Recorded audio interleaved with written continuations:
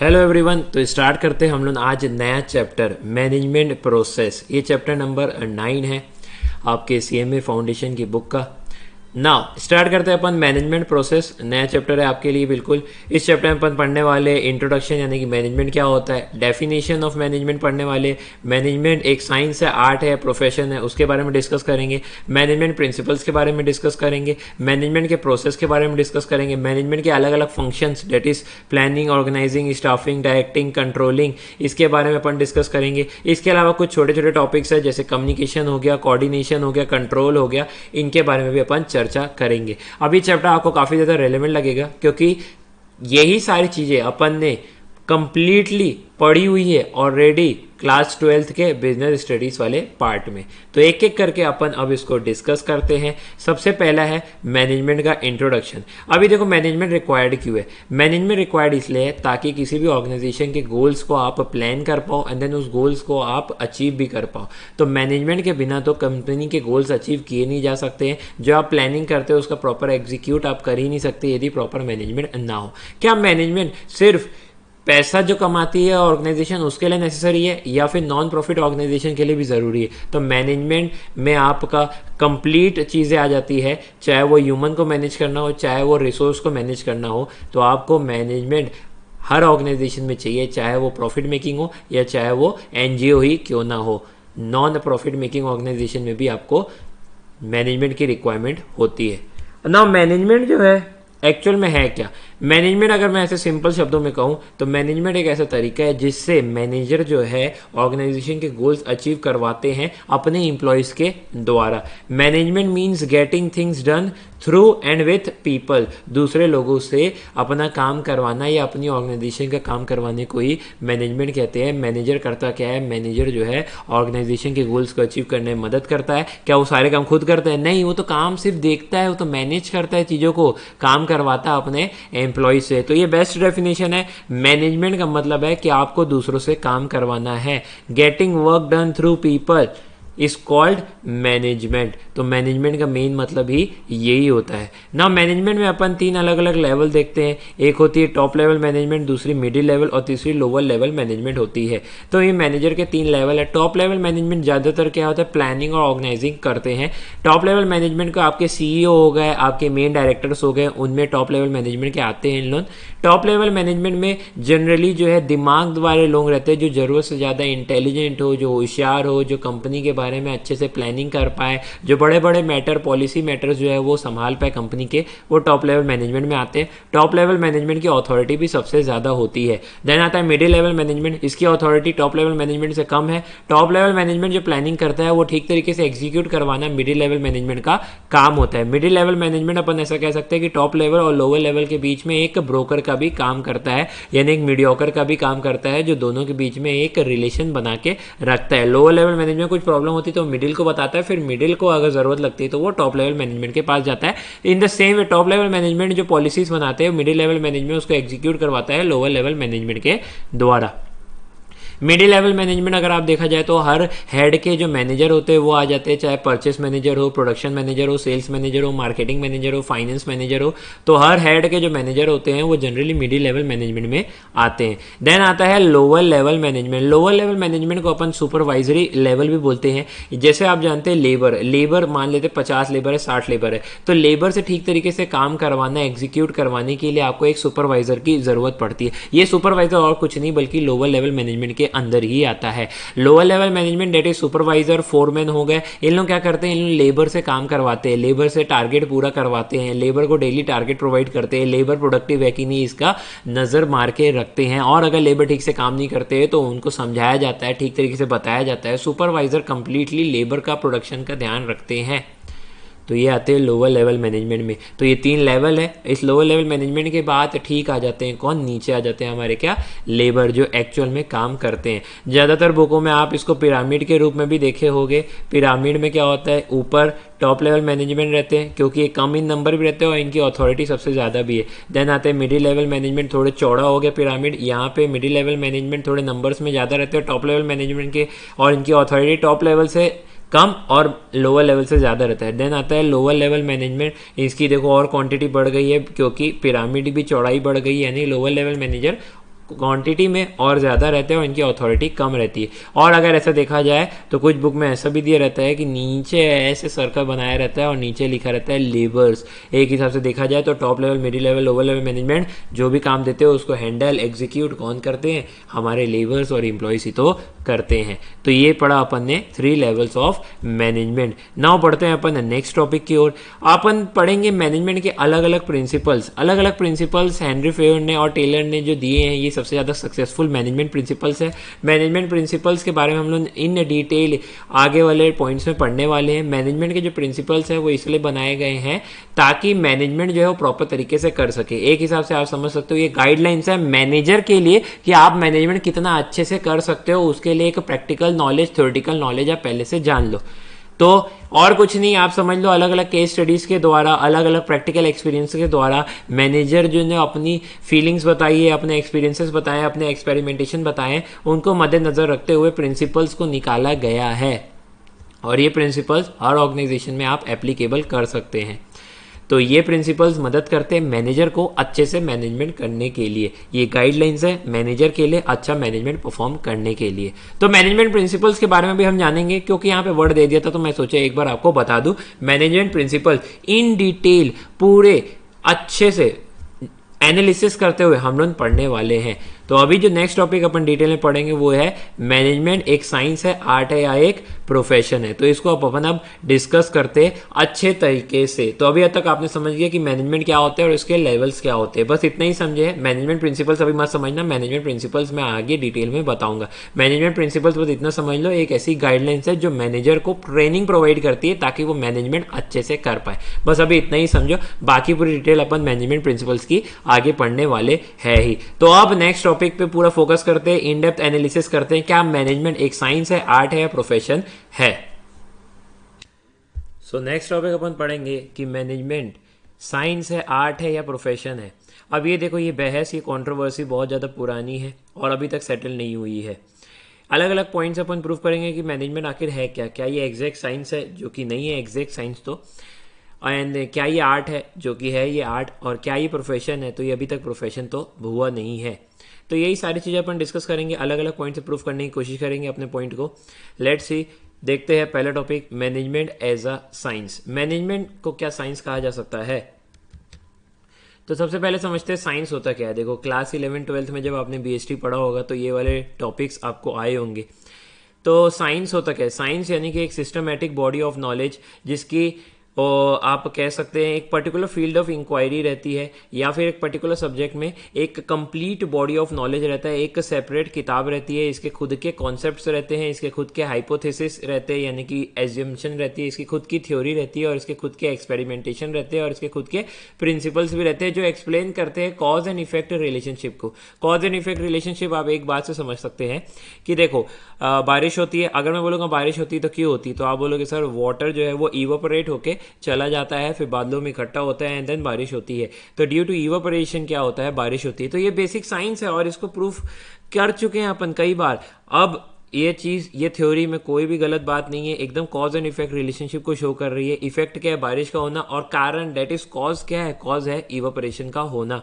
तो evaporation cause है और इफेक्ट उसका क्या है, बारिश। तो साइंस ऐसे ही चलता है।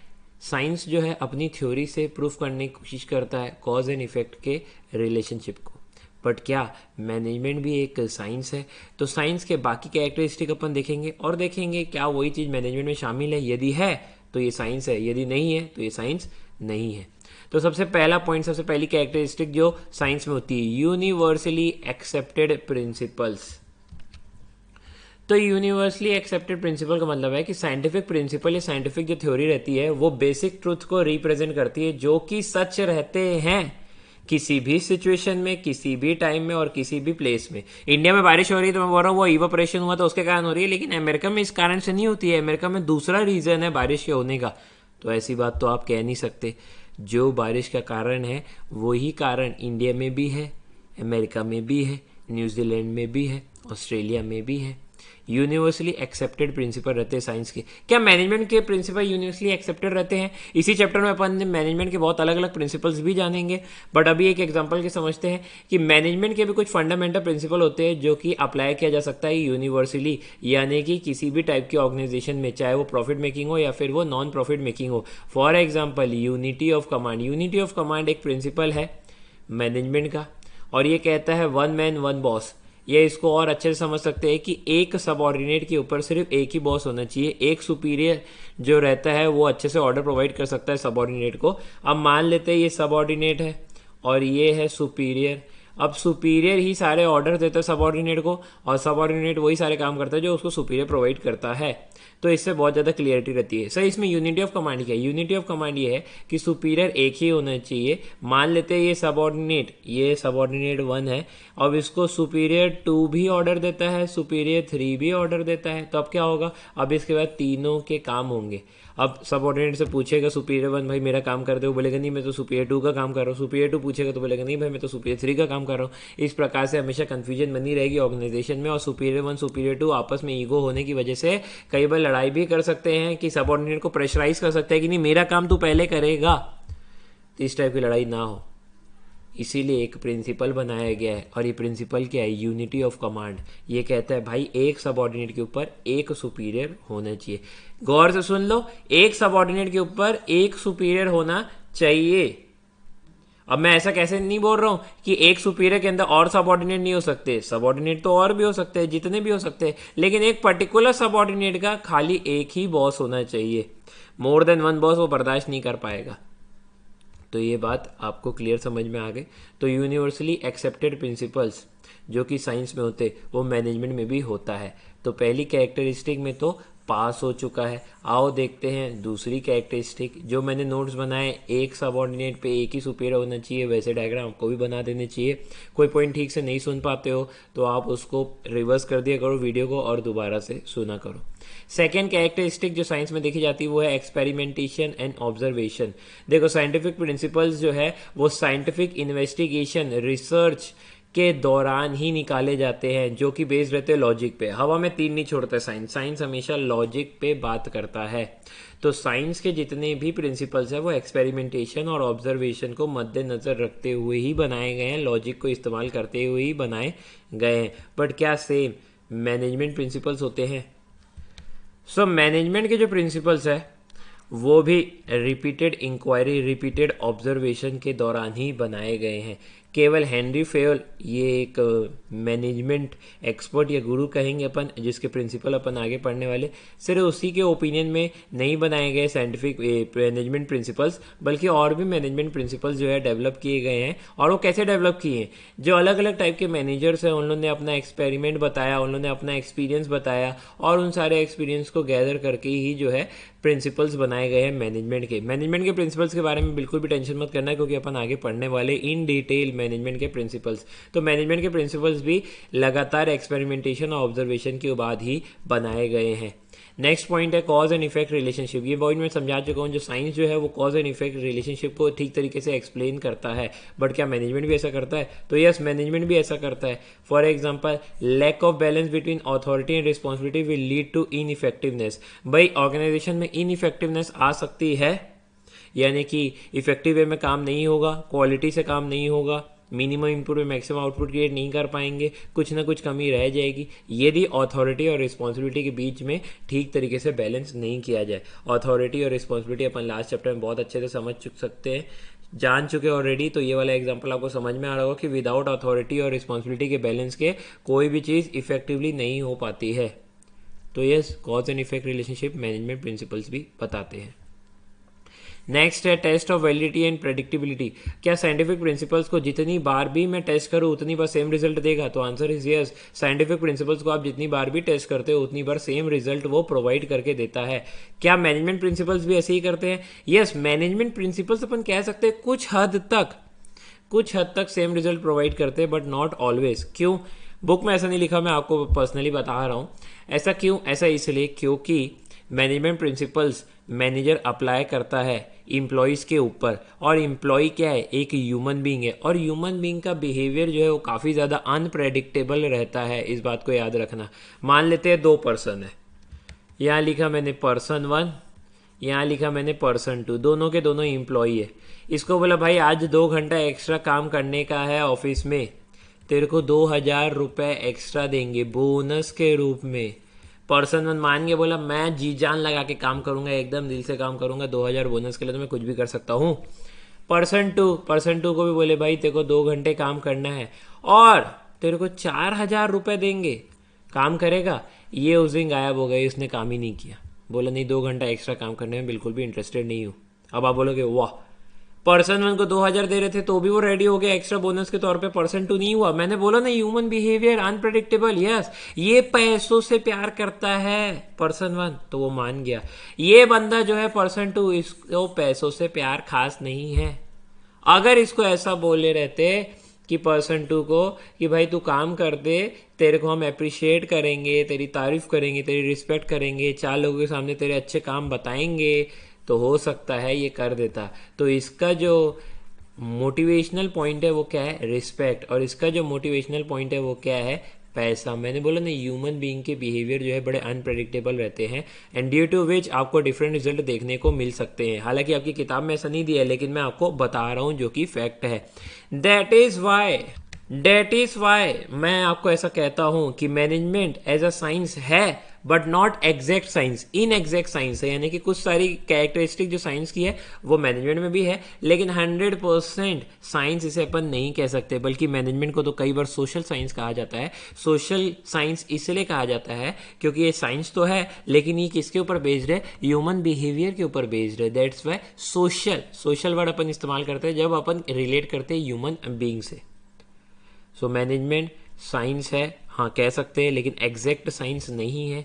ये लिख देना साफ साफ, एग्जैक्ट साइंस नहीं है, इन एग्जैक्ट साइंस है। इन एग्जैक्ट साइंस जरूर है, सोशल साइंस जरूर है, बट आपकी बुक में ऐसा नहीं दिया। आपकी बुक में सिंपली दे दिया है कि management as a science, yes management जो है वो साइंस है, ऐसा डायरेक्ट दे दिया गया है। लेकिन मैं आपको लॉजिकली करेक्ट बता रहा हूँ कि इसको इन एग्जैक्ट साइंस बोल सकते हैं अपन, सोशल साइंस भी बोल सकते हैं इसको अपन। यानी कि आप तो देख रहे 2 से 3 कैरेक्टरिस्टिक मैच खाती है, लेकिन नॉट 100%। तो ये चीज़ मैंने आपको एक्सप्लेन कर दी है, आपके बुक के अनुसार मैंने बता दिया, और बुक के अनुसार हमको चलना है। चलिए नेक्स्ट टॉपिक है मैनेजमेंट एज एन आर्ट। क्या मैनेजमेंट एक आर्ट है?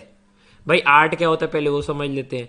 तो देखो, डांस करना एक आर्ट है, गाना गाना एक आर्ट है, पेंटिंग करना ये आर्ट है। भाई आर्ट होता क्या है? आर्ट का ये मतलब होता है कि आपको जो नॉलेज प्रोवाइड की गई है, थ्योरेटिकल नॉलेज प्रोवाइड की गई है, उसका आप प्रैक्टिकल एप्लीकेशन कैसे करते हैं। तो प्रैक्टिकल एप्लीकेशन ऑफ नॉलेज को ही आर्ट बोलते हैं। भाई मैं मन में डांस के स्टेप सोच रहा हूँ, मैं बोलूँगा वाह क्या आर्ट परफॉर्म किया हूँ, तो मैंने कोई आर्ट परफॉर्म नहीं किया है। मेरे पास हो सकता है नॉलेज हो, मेरे पास हो सकता है थ्योरेटिकल पूरे इन्फॉर्मेशन हो, लेकिन जब तक मैं उसको करूँगा नहीं, प्रैक्टिकली अप्लाई नहीं करूँगा, तब तक वो आर्ट नहीं बनता है। यही बात लिखी हुई है यहाँ पे। आर्ट मतलब होता है application of knowledge and personal skills to bring out desired result.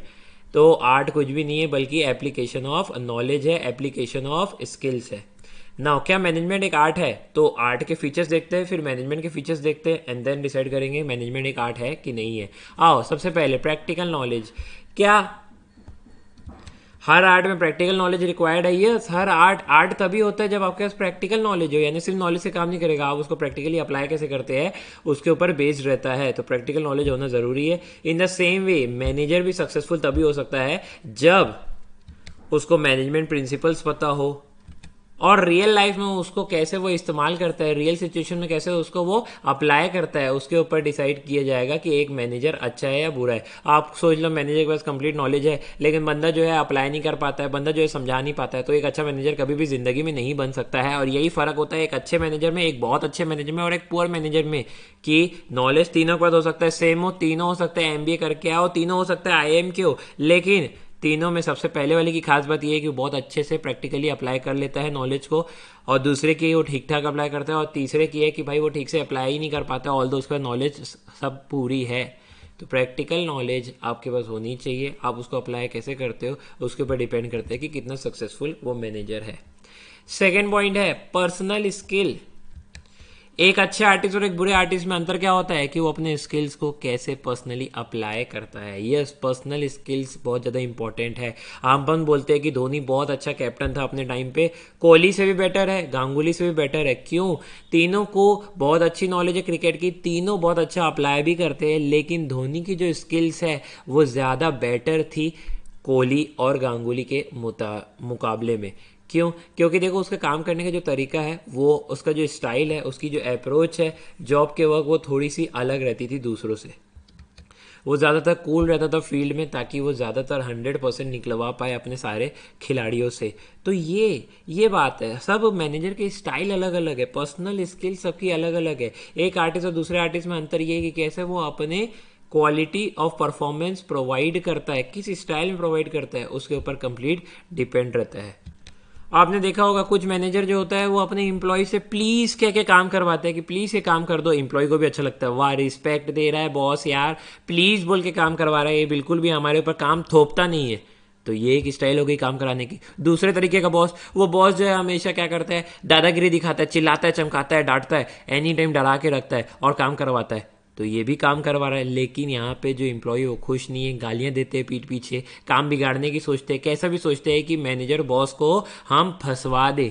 तो आपने देखा दोनों मैनेजर के बाद अच्छी सारी स्किल्स थी, दोनों मैनेजर के बाद अच्छी नॉलेज थी, लेकिन कैसे उसको अप्लाई करते हैं वही डिसाइड करता है कि कौन अच्छा मैनेजर है, कौन बुरा मैनेजर है। तो level of success and quality of performance depend करती है पर्सन टू पर्सन कि उनका स्टाइल और उनका अप्रोच किस प्रकार का है। तो practical knowledge and personal skill दोनों आर्ट में होता है, दोनों मैनेजमेंट में भी होता है। नेक्स्ट पॉइंट है creativity. Yes, the main theme about art is creativity. Art ऐसी चीज है जो क्रिएटिविटी को उत्पन्न करता है, क्रिएटिविटी को मोटिवेट करता है आने के लिए। आपने देखे होंगे ऐसे कई सारे डांसर्स, ऐसे कई सारे कोरियोग्राफर, ऐसे कई सारे सिंगर्स जो कुछ ना कुछ नया लेके आते हैं, अपनी सिंगिंग में हो या अपनी डांसिंग में हो या किसी भी आर्ट में हो। आप किसी बैट्समैन का भी उठा के देख सकते हैं कि नए नए टाइप के वो शॉट्स क्रिएट करता है। जैसे धोनी ने हेलीकॉप्टर शॉट क्रिएट किया है, वैसे ही अलग अलग डांसर्स, जैसे हमारे माइकल जैक्सन आए थे तो उन्होंने ब्रेकिंग डांस उस समय निकाला था जब कोई जानता नहीं था ब्रेकिंग डांस को किस प्रकार से करते हैं, कैसे अप्लाई करते हैं, तो उसने इस टाइप का डांस निकाला। और आप अभी भी देखते हो कि इंडियाज गॉट टैलेंट या वगैरह वगैरह शोज में नए नए टाइप के डांस फॉर्म भी उत्पन्न हो रहे हैं। तो हर आर्टिस्ट के अंदर क्रिएटिविटी रहती है, कैसे उस क्रिएटिविटी को प्रोड्यूस करता है और कैसे उस क्रिएटिविटी के साथ काम करके अपनी क्वालिटी को इंक्रीज करता है, वो डिपेंड करता है आर्टिस्ट टू आर्टिस्ट। क्या सेम चीज मैनेजमेंट में होती है? यस, मैनेजमेंट में भी होती है। मैनेजर जो है वो अपने न्यू आइडियाज, क्रिएटिव आइडियाज से आगे बढ़ता है और मैनेजमेंट की प्रॉब्लम को सॉल्व करता है, ऑर्गेनाइजेशन की प्रॉब्लम को सॉल्व करता है, ऑर्गेनाइजेशन के गोल्स को अचीव करने में मदद करता है। सो क्रिएटिविटी क्या करती है? क्रिएटिविटी जो है एक्चुअल में कॉम्बिनेशन है इंटेलिजेंस और इमेजिनेशन का, यानी दिमाग और दिमाग से आने वाले आइडियाज़ का, और कैसे आप उसका इस्तेमाल करते हैं डिज़ायर्ड रिजल्ट को अचीव करने के लिए। वो है मेन थीम क्रिएटिविटी का। तो ये चीज़ आर्ट में भी होती है, ये चीज़ मैनेजमेंट में भी होती है।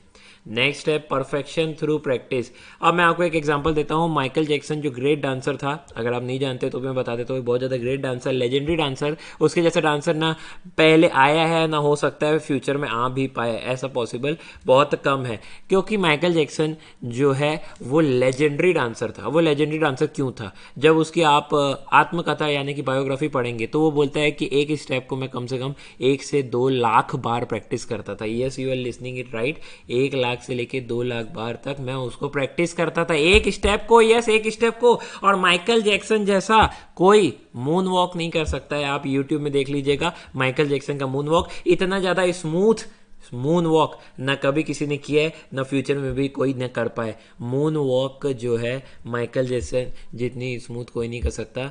अभी जो हमारे टिकटॉक में एक फेमस हुआ था, इंडिया का जैक्सन बोल रहे थे उसको इंडिया का जैक्सन क्यों बोल रहे थे? Because of the smooth moon walk. Moon walk जिसको नहीं पता है वो एक डांस का स्टेप है, आप ज़रूर से देखिएगा यूट्यूब में, आपका भी दिमाग थोड़ा खुलेगा। जो मैं एग्जाम्पल दे रहा हूँ शायद और अच्छे से समझ में आएगा। तो जब माइकल जैक्सन से पूछा गया कैसे भाई इतना परफेक्शन कैसे, तो उसने बोला प्रैक्टिस। Practice and practice. वो इतनी प्रैक्टिस करता है, इतनी प्रैक्टिस करता है, कांस्टेंट प्रैक्टिस करता है कि वो परफेक्शन अचीव कर पाता है। और वैसे भी किसी भी आर्ट में अगर आपको ग्रेट बनना है, लेजेंड बनना है, तो आपको प्रैक्टिस चाहिए। वैसे एक किताब मैंने पढ़ी थी और उस किताब में था कि जब आप 10,000 घंटे किसी एक काम को दे देते हैं, किसी एक आर्ट को दे देते हैं, तब आप उस आर्ट के लेजेंड बनना स्टार्ट हो चुके हो। तब वो आर्ट आपके अंदर घुस चुका है, रगों में आ चुका है। अब आपसे अच्छा वो आर्ट बहुत कम लोग कर पाएंगे। 10,000 आवर्स आपको एक ही काम को करना पड़ेगा। अगर आप डांसर हो तो 10,000 घंटे यदि आपने डांस कर लिया है, अगर आप सिंगर हो तो 10,000 घंटे अगर आपने गा लिया है, या फिर गाने की नॉलेज ली है, दोनों ही चीज़ आएगी इसमें। ऐसा नहीं कि 10,000 घंटा गा के पूरे अपने गले की तारी तोड़ फोड़ दिए, वैसा नहीं। नॉलेज भी उन लोग रीड भी करते रहते हैं। 10,000 घंटा आपने प्रैक्टिस कर ली नेट में तो अच्छे बैट्समैन बन सकते हो। 10,000 घंटे आपने अच्छी प्रैक्टिस करके बॉलिंग कर ली तो आप अच्छे बॉलर बन सकते हो। 10,000 आवर्स। और ऑन एन एलवेस्ट ऐसा बोला जाता है कि एक लेजेंड को लेजेंड बनने में, यानी कि 10,000 आवर्स किसी भी फील्ड में देने में कम से कम 10 ईयर्स लगते हैं। 10 years, yes you are listening it right. 10 साल लग जाते हैं किसी भी आर्ट को परफेक्ट करने के लिए। क्या मैनेजमेंट में ऐसा है? आप खुद देख लो यार, जो एक्सपीरियंस मैनेजर रहता है उसके बाद इतनी नॉलेज रहती है, इतनी नॉलेज रहती है, वो हर टाइप की चीज पहले प्रैक्टिस कर चुका है, ऐसा मान सकते हो आप। उसने हर मैनेजमेंट प्रिंसिपल्स अप्लाई करके देख चुके हैं, उसके रिजल्ट भी उसको पता है, क्या अच्छे आएंगे क्या बुरे आएंगे। इसलिए एक्सपीरियंस्ड मैनेजर के पास जो नॉलेज रहता है और जो प्रैक्टिकल एप्लीकेशन रहता है और जितनी परफेक्शन रहती है, वो शायद ही आपको न्यू मैनेजर में देखने को मिलेगी। तो यस, मैनेजमेंट एक आर्ट है, मैं ऐसा कह सकता हूं, क्योंकि चारों ही कैरेक्टरिस्टिक जो आर्ट में हूबहू सेम मैनेजमेंट में भी है। तो मैनेजमेंट एक 100% आर्ट है।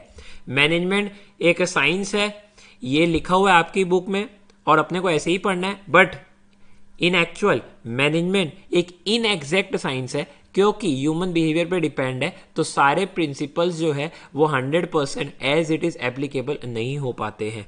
बट आपकी बुक में दिया है नॉर्मल की वो साइंस है, तो अपन मान लेते हैं साइंस। अगर आप प्रिसाइज जाओगे, अंदर की नॉलेज में जाओगे, तो इनएग्जैक्ट साइंस या सोशल साइंस अपन उसको कह सकते हैं। तो मैनेजमेंट एज अ साइंस और मैनेजमेंट एज एन आर्ट अपन ने दोनों ही पढ़ लिया है।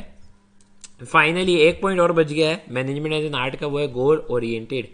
हर आर्टिस्ट जो काम करता है वो किस में कॉन्सेंट्रेट करता है? वो कॉन्सेंट्रेट करता है रिजल्ट को अचीव करने के लिए। वैसे भी मैनेजमेंट जो काम करता है, वो मैनेजमेंट काम क्यों करता है? मैनेजमेंट इसलिए काम करता है, मैनेजर इसलिए अच्छा काम करता है, क्योंकि प्री डिटरमाइंड गोल्स जो पहले से डिसाइड करके रखे हैं, गोल्स ऑर्गेनाइजेशन के गोल्स को अचीव करना, जो पहले से स्टैंडर्ड तैयार करके रखा है उसको अचीव करना, उसके लिए ही मैनेजमेंट काम करता है। तो अपन कह सकते हैं कि आर्ट में भी इंसान रिजल्ट के लिए काम करता है और मैनेजमेंट एक आर्ट है, क्योंकि यहाँ पे भी मैनेजर इसलिए काम करते हैं ताकि ऑर्गेनाइजेशन के ऑलरेडी जो पहले डिसाइड करके रखे हैं प्लानिंग के टाइम पे गोल्स, उसको अचीव करना है। तो यहाँ पे एक समरी दी हुई है, देख लेते हैं। Management as both science and art. क्या मैनेजमेंट दोनों है? एक साइंस भी एक आर्ट भी है। तो यस, अबाउ जितनी भी कैरेक्टरिस्टिक दी थी साइंस की और आर्ट की, वो दोनों मैच खा रही। तो अपन ऐसा कह सकते हैं कि मैनेजमेंट जो है एक साइंस भी है और मैनेजमेंट जो है वो आर्ट भी है। साइंस जो है थ्योरेटिकल नॉलेज प्रोवाइड करता है, आर्ट जो है वो प्रैक्टिकल एप्लीकेशन प्रोवाइड करता है। तो मैनेजमेंट दोनों ही है, एक साइंस भी है और एक आर्ट भी है। सो अभी तक जितना पढ़े हैं आप उसको अच्छे से एक बार रीड कर लीजिए, एक बार अच्छे से समझ लीजिए, फिर अपन बढ़ेंगे आगे। सो अभी अपन डिस्कस करेंगे मैनेजमेंट एज अ प्रोफेशन। क्या मैनेजमेंट को कह सकते हैं अपन कि वो प्रोफेशन भी है? तो देखें, इसको डिस्कस करते हैं, इस मैटर पे अपन पढ़ते हैं आगे। तो management as a profession. So profession किसको बोलते हैं? Any specialized activity becomes a profession if it satisfy the following characteristic. यदि फॉलोइंग कैरेक्टरिस्टिक को फिलफिल कर दोगे तो वो प्रोफेशन हो जाता है। और वही सारी चीज़ें अपन देखेंगे क्या मैनेजमेंट में भी है। Systematised body of knowledge profession में होता है, मैनेजमेंट में भी होता है। Existence of formal method and system for teaching and training, ये प्रोफेशन में होता है। और अगर आप MBA स्कूल में दाखिला लेते हैं, मैनेजमेंट पढ़ते हैं, तो उधर भी होता है। Scope for creating post of consultant for that skill, वही MBA आप कर लेते हो तो आप कंसल्टेंट बनते हो कंपनियों के, फाइनेंशियल कंसल्टेंट बन सकते हैं आप, एडवाइजरी दे सकते हैं आप। तो ये सारी चीज़ें आप कर सकते हैं। लेकिन आप मेरे को बात बताओ, क्या कंपनी का मैनेजर बनने के लिए आपको MBA डिग्री रिक्वायर्ड है? ये विदाउट डिग्री भी काम चल जाता है? तो आंसर इस ऐसी बहुत सारी जगह है जहाँ पे विदाउट एमबीए डिग्री भी आपको मैनेजर बना दिया जाता है। तो ऐसा कोई भी रूल नहीं है जो आपको मैनेजर बनाने से रोक दे अगर आपके पास एमबीए की डिग्री नहीं है तो। हाँ, ऑल्दो बड़ी बड़ी जितनी भी कंपनियां हैं, मल्टीनेशनल कंपनीज है, वो प्रिफर करती है आईएएम के एमबीए हो या कहीं से भी एमबीए पढ़े हो उन्हीं को सिर्फ मैनेजर बनाती है, लेकिन ये सिर्फ बड़ी बड़ी मल्टीनेशनल कंपनियों तक ही स्थित है, उसके आगे ये बात नहीं है, वो वहीं तक स्थिर है, उसके आगे नहीं है।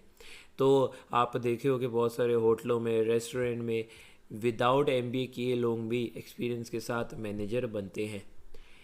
तो मैनेजमेंट पूरी तरह से प्रोफेशन कभी बन ही नहीं पाया है, क्योंकि कभी भी मैनेजर बनने के लिए आपको एमबीए डिग्री का ज़रूरत नहीं रहता है, नॉट ऑलवेज। भाई अगर मेरे को डॉक्टर बनना है तो मुझे तो एमबीबीएस की डिग्री चाहिए, सीए बनना है तो मुझे तो सीए की डिग्री चाहिए, और उसके बाद ही ऐसे बहुत सारे स्पेसिफिक वर्क है जो डॉक्टर कर सकते हैं, जो सीए कर सकते हैं, जो लॉयर कर सकते हैं। लेकिन मैनेजर एज सच कोई नियम कानून नहीं है कि एक मैनेजर के पास एमबीए की डिग्री होनी चाहिए। कोड ऑफ कंडक्ट का एग्जिस्टेंस होना, कोड ऑफ कंडक्ट यानी नियम कानून बनाते हैं प्रोफेशनल बॉडीज़, जैसे कि सीए की प्रोफेशनल बॉडी है, एसोसिएशन है, institute of chartered accountant of India.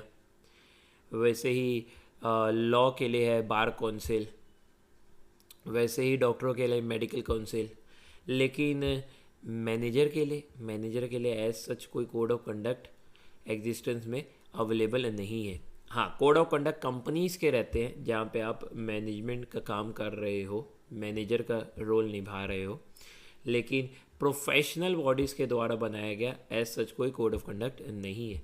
इसलिए कह रहा हूँ मैं कि मैनेजमेंट जो है एज अ प्रोफेशन पूरी तरह से नहीं बन पाया। हाँ, ऑल्दो उस तरफ जा रहा है, ऑल्दो बहुत सारी कंपनियाँ without degree, without MBA degree आपको मैनेजर नहीं बना रही है, तो उस तरफ कदम उठ चुका है जो मैनेजमेंट एज अ प्रोफेशन भी कहा जाए, लेकिन अभी तक पूरा ऐसा नहीं बना है।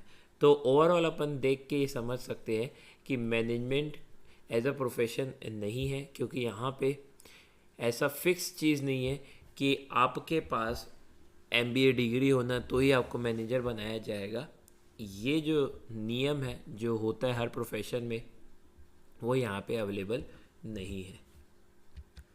नाउ अपन पढ़ेंगे इन डिटेल मैनेजमेंट प्रिंसिपल। मैंने आपको इसके पहले इसका मीनिंग बताया है, लेकिन इन डिटेल अपन नहीं पढ़े थे। तो मैनेजमेंट प्रिंसिपल्स यानी कि फंडामेंटल ट्रूथ या फिर ऐसे स्टेटमेंट जो ओवर द टाइम मैनेजर ने बनाए हैं, ये मैनेजर की गाइडलाइंस के रूप में काम करता है, ताकि मैनेजर अलग अलग सिचुएशन को हैंडल कैसा करे, अलग अलग सिचुएशन में डिसीजन कैसे ले, अलग अलग सिचुएशन में क्या कोर्स ऑफ एक्शन निभाए, जिसके द्वारा कंपनी के गोल्स भी अचीव किए जा सके और कंपनी की प्रॉब्लम भी ख़त्म की जा सके।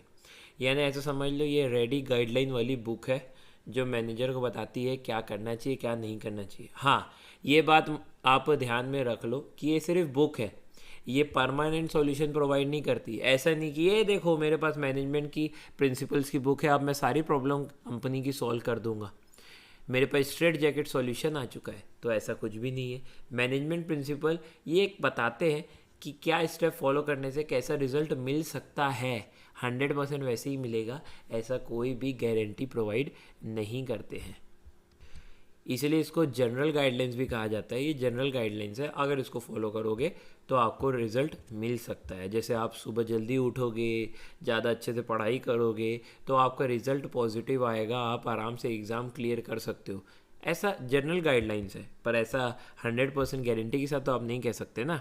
बस वैसे ही है, मैनेजमेंट प्रिंसिपल्स भी जनरल गाइडलाइंस है जो मैनेजर के लिए बनाई गई है, मैनेजर द्वारा ही बनाई गई है, अपने अपने एक्सपीरियंस को शेयर करते हुए मैनेजर ने बनाई है, और ये हेल्प करेगा अलग अलग सिचुएशन में डिसीजन लेने के लिए किसी भी मैनेजर को, या फिर अपने मैनेजमेंट पार्ट को बेहतर तरीके से निभाने के लिए आपको मैनेजमेंट प्रिंसिपल का मालूम होना ज़रूरी रहता है।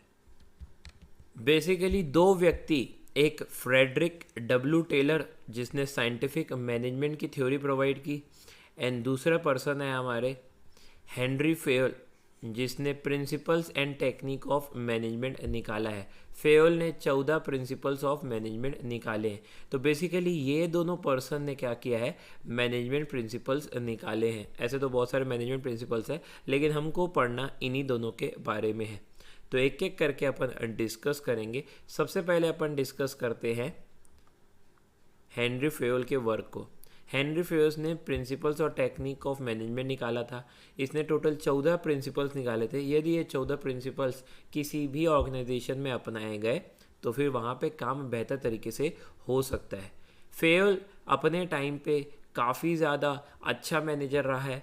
उसने मैनेजमेंट की फ़िलोसॉफ़ी को अच्छे से समझा है।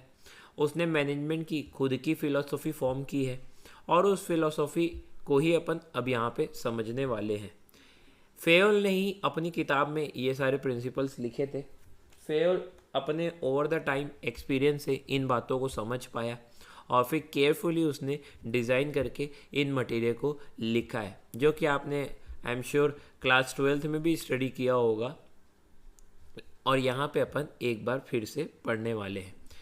सो हेनरी फेयोल के 14 प्रिंसिपल्स क्या थे जिसने मैनेजमेंट की फ़िलॉसफी को बेहतर तरीके से एक्सप्लेन कर दिया, जो गाइडलाइन के रूप में इस्तेमाल किया जाता है मैनेजर के द्वारा, वो अभी अपन पढ़ेंगे। सबसे पहला प्रिंसिपल है डिवीजन ऑफ वर्क। काम को बांट दो। काम को बांट देने से वर्कलोड कम होता है और स्पेशलाइजेशन अचीव होता है। सर ये स्पेशलाइजेशन क्या होता है? आपने देखा होगा बड़ी बड़ी कंपनी में परचेस डिपार्टमेंट अलग बनाए गए हैं, प्रोडक्शन डिपार्टमेंट अलग है, सेल्स डिपार्टमेंट अलग है, मार्केटिंग डिपार्टमेंट अलग है, फाइनेंस डिपार्टमेंट अलग है। तो काम को बांट दिया गया एंड देन इन काम को उन पर्सन के द्वारा कराया जाएगा जो उस काम में एक्सपर्ट है और या जो उस काम में रुचि दिखाते हैं। मान लेते कोई पर्सन है जिसको फाइनेंस पसंद है तो उसको फाइनेंस डिपार्टमेंट में डालेंगे।